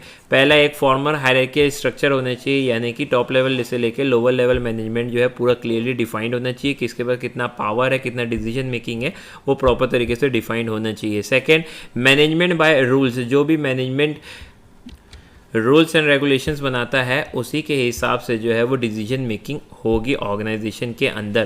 थर्ड है ऑर्गेनाइजेशन बाय फंक्शनल स्पेशलिटी, जितने भी काम हो किए जाएंगे, जितना भी काम ऑर्गेनाइजेशन में होगा वो स्पेशलिस्ट के द्वारा कराए जाएंगे और उसी टाइप के लोगों को चुना जाएगा। यानी लोगों को उनकी स्किल्स के द्वारा, स्किल के बेसिस में जो है सिलेक्ट करना है और उनको स्पेशलाइजेशन करवाना है, यानी एक ही टाइप के काम को करवाना है। ऐसा नहीं कि एक एम्प्लॉय को परचेज के भी काम दे रहे हो, प्रोडक्शन के भी काम दे रहे हो, सेल्स के भी काम दे रहे हो, वैसा नहीं है। प्रॉपर स्पेशलाइजेशन ऑफ वर्क होना चाहिए। पर्टिकुलर जो वर्कर है या पर्टिकुलर जो एम्प्लॉय है वो एक डिपार्टमेंट के लिए फोकस्ड होना चाहिए। नेक्स्ट है, या तो अप फोकस्ड मिशन होगा या तो इन फोकस्ड मिशन होगा। अप फोकस्ड मिशन का मतलब ये होता है कि आप जितने भी स्टॉक होल्डर्स हैं उन्हें खुश करने के लिए काम करेंगे, और इन फोकस्ड मिशन का मतलब होता है कि ऑर्गेनाइजेशन के प्रॉफिट को बढ़ाने के लिए, ऑर्गेनाइजेशन की हित के लिए जो भी चीज़ इंपॉर्टेंट होगी वो हित में आप काम करेंगे। जैसे कि यदि आप अप फोकस्ड है तो आप अगर प्रॉफिट कमाते हैं तो आप क्या करोगे, शेयर होल्डर्स के साथ, स्टॉक होल्डर्स के साथ उसको शेयर कर दोगे और प्रॉफिट को रिटेन करके नहीं रखोगे ऑर्गेनाइजेशन के लिए। लेकिन यदि आप इन फोकस्ड हो तो आप अगर ज़्यादा प्रॉफिट कमाते हैं तो आप ज़्यादा से ज़्यादा शेयर खुद रखेंगे, यानी रिटेन अर्निंग रखेंगे, कंपनी अपने पास रखेगी, ताकि फ्यूचर में उन पैसों की ज़रूरत पड़े कंपनी को एक्सपांड करने के लिए या कंपनी की ज़्यादा बेटरमेंट के लिए, तो कंपनी उसका पैसा इस्तेमाल कर पाए। नेक्स्ट पॉइंट है पर्पसली इम्पर्सनल, यानी कि बायस किसी भी तरीके से नहीं होना चाहिए। हर एम्प्लॉयज़ को इक्वली ट्रीट करना चाहिए, हर कस्टमर को इक्वली ट्रीट करना चाहिए। बिल्कुल भी फेवरेटिज्म नहीं होना चाहिए, या फिर जान पहचान के लोग हैं ऐसा नहीं होना चाहिए। जो भी एम्प्लॉयमेंट प्रोवाइड की जाएगी वो टेक्निकल क्वालिफिकेशन के बेसिस पे की जाएगी। यानी यहाँ पे जो है आप नेपोटिज्म नहीं कर सकते हैं, यहाँ पे आप जो है किसी की पहचान बता के घुस नहीं सकते हैं। टेक्निकल क्वालिफिकेशन के बेसिस पे ही आपको जॉब दी जाएगी, और जॉब देने के बाद आपका प्रमोशन भी आपके स्किल्स ही करवा पाएंगे। यानी कि किसी भी टाइप की पहचान लगाना, जैक लगाने से काम नहीं चलेगा। अब ब्यूरोक्रेटिक ऑर्गेनाइजेशन को अलग अलग टाइप का क्रिटिसिज्म मिला, अब वो क्रिटिसिज्म अपन पढ़ते हैं। पहला क्रिटिसिज्म, बहुत ज़्यादा एम्फोसिस करते हैं इन लोग रूल्स एंड रेगुलेशंस में। रूल्स जो है वो ज़रूरत से ज़्यादा फिक्स बना दिए हैं, यानी रिजिड बना दिए हैं, वो बिल्कुल भी फ्लेक्सिबल नहीं है। तो कई बार ये ऑर्गेनाइजेशन के लिए उल्टा ही साबित होते हैं। इंपॉर्टेंस बिल्कुल भी नहीं गई है इनफॉर्मल ग्रुप को। जो भी चीज़ है ये फॉर्मल ग्रुप के द्वारा ही होगी, यानी इनफॉर्मल ग्रुप को बिल्कुल भी इंपॉर्टेंस नहीं दी गई है। और इनफॉर्मल ग्रुप्स जो है एक इंपॉर्टेंट रोल प्ले करता है बिजनेस आइडियाज़ को शेयर करने के लिए, फीडबैक लेने के लिए, बट ये चीज़ें यहाँ पे नहीं हो पाएंगी। क्योंकि ब्यूरोक्रेसी है तो रेड टेपिज्म बहुत ज़्यादा होगा, यानी कि लॉट ऑफ पेपर वर्क यहाँ पे इन्वॉल्व होगा, और जहाँ पे भी lot of paper work involve रहता है यहाँ पे वेस्टेज ऑफ टाइम, एफर्ट और मनी होता ही होता है। Due to lots of formalities and rules and regulations, decision making जो है वो काफ़ी ज़्यादा डिले हो जाएगा, क्योंकि यहाँ पे पावर जो रहता है वो टॉप लेवल मैनेजमेंट के हाथ में ज़्यादा रहता है, एंड डिसीजन मेकिंग में लेने में काफ़ी ज़्यादा समय लग जाता है। ब्यूरोक्रेटिक मॉडल जो है वो ज़्यादा सूटेबल है गवर्नमेंट ऑर्गेनाइजेशन के लिए, क्योंकि वहाँ पे लॉट्स ऑफ पेपर वर्क करने पड़ते हैं, रूल्स एंड रेगुलेशंस फॉलो करना पड़ता है, एंड गवर्नमेंट ऑर्गेनाइजेशन जो है वो काफ़ी स्लो काम करता है as comparison to the business organization या प्राइवेट ऑर्गेनाइजेशन। तो बिजनेस ऑर्गेनाइजेशन बिलीव करती है क्विक डिसीजन मेकिंग और फ्लेक्सिबिलिटी में, देयरफॉर वो जो है ब्यूरोक्रेटिक ऑर्गेनाइजेशन नहीं बनाएगी, ब्यूरोक्रेटिक मॉडल को फॉलो नहीं करेगी। तो ज़्यादा बेटर है गवर्नमेंट ऑर्गेनाइजेशन के लिए, और प्राइवेट ऑर्गेनाइजेशन के लिए बेटर ऑप्शन नहीं है।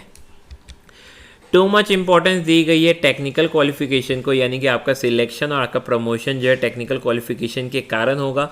बट एक दो चीज़ें और होती है, दैट इज़ डेडिकेशन और कमिटमेंट। यदि कोई बंदा जो है वो टेक्निकली उतना क्वालिफाइड नहीं है, उतना तेज़ नहीं, उतना एफिशिएंट नहीं है, लेकिन वो डेडिकेशन के साथ कंपनी में काम कर रहा है और वो कमिटमेंट के साथ काम करता है, यानी कि वो कंपनी को छोड़ता नहीं है, तो ये दो बातों को कंसिडर नहीं किया जाता है, तो ये ठीक बात नहीं है। बहुत बार ऐसा देखा जाता है कि एक एवरेज पर्सन विथ डेडिकेशन और कमिटमेंट ज़्यादा बेटर काम कर पाते हैं in comparison to the efficient technically qualified person, क्योंकि too much rules and regulations and बहुत सारा हायरार्की स्ट्रक्चर फॉलो करना पड़ता है। तो यहाँ पे देखी जाती है difficulty in coordination and communication and coordination में जो है वो दिक्कतें देखी जा सकती है, क्योंकि एक बहुत लंबा प्रोसेस फॉलो करना पड़ता है। एंड फाइनली ये limited scope for human resource जो रहता है, ये एक कह सकते हैं कि एक डिपार्टमेंट है ऑर्गेनाइजेशन का जो डीलिंग करता है administration and training of staff में। तो क्योंकि यहाँ पे आप जो है टेक्निकल क्वालिफिकेशन देख के ही स्टाफ को रखते हैं, तो टू मच ट्रेनिंग की ज़रूरत नहीं पड़ती है। दैट्स वाई इधर लिखा हुआ है कि लिमिटेड स्कोप है ह्यूमन रिसोर्स का। तो इसी के साथ मैक्स वेबर ने जो ब्यूरोक्रेटिक मॉडल दिया था मैनेजमेंट का, वो होता है समाप्त। हमने टेलर का देखा, हेनरी फेयर का देखा, and then bureaucratic management by Max Weber भी देख लिया है। तो ये तीनों काफ़ी ज़्यादा इंपॉर्टेंट कॉन्सेप्ट है और ये तीनों ने ही मैनेजमेंट के कॉन्सेप्ट्स अलग अलग प्रोवाइड किए हैं अलग अलग बेसिस में। तो ये तीनों अपन ने चर्चा कर लिए हैं और काफ़ी अच्छे से समझ लिए हैं पॉइंट वाइज। तो आप इसको जो है एक बार अच्छे से रिवाइज करेंगे, फिर अपन बढ़ते हैं आगे।